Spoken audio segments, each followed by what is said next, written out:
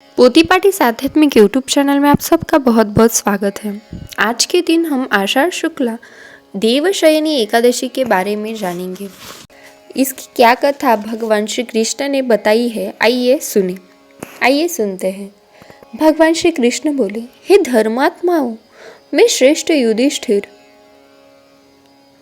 आषाढ़ मास के शुक्ल पक्ष की एकादशी का नाम देवशयनी एकादशी है। ब्रह्मा जी ने नारद से कहा था, आज के दिन भगवान विष्णु को शयन कराया जाता है। कार्तिक शुक्ला एकादशी को जागते हैं।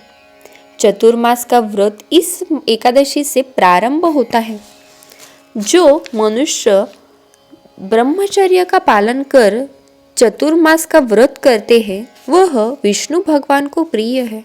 शिवलोक में उसकी पूजा होती है। सर्व देवता उसे नमस्कार करते हैं।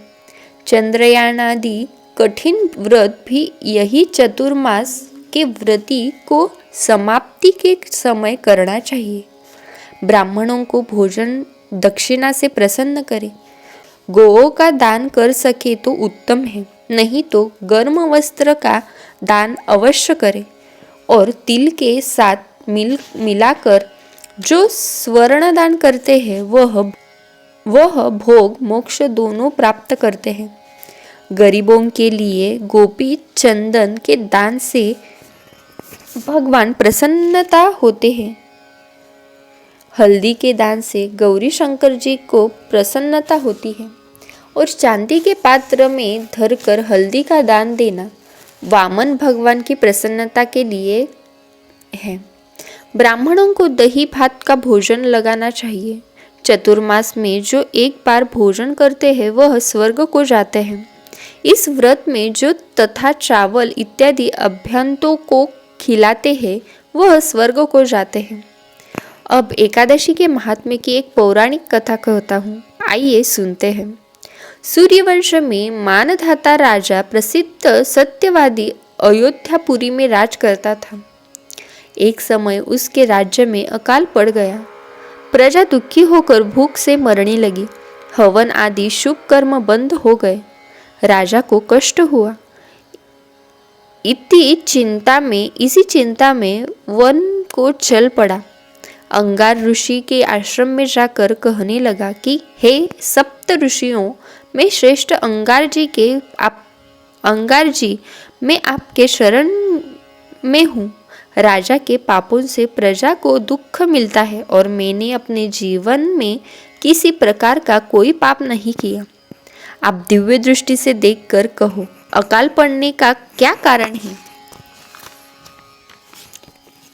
तब राजा की इस बात पर अंगरा मुनि बोले, सतयुग में ब्राह्मणों का वेद पढ़ना और तपस्या करना धर्म है, परंतु आपके राज्य में आजकल एक शूद्र तपस्या कर रहा है।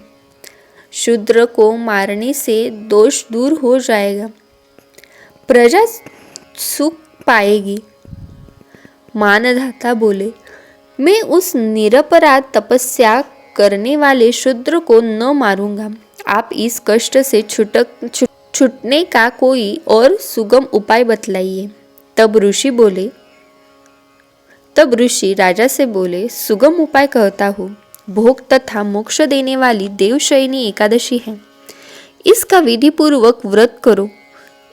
उसके प्रभाव से चतुर्मास तक वर्षा होती रहेगी। इस एकादशी का व्रत सिद्धियों को देने वाला तथा उपद्रवों को शांत करने वाला है। मुनि की शिक्षा से मानधाता ने प्रजा सहित पद्या का व्रत किया और कष्ट से छूट गए। इसका महात्म्य पढ़ने या सुनने से अकाल मृत्यु का भय दूर हो जाता है।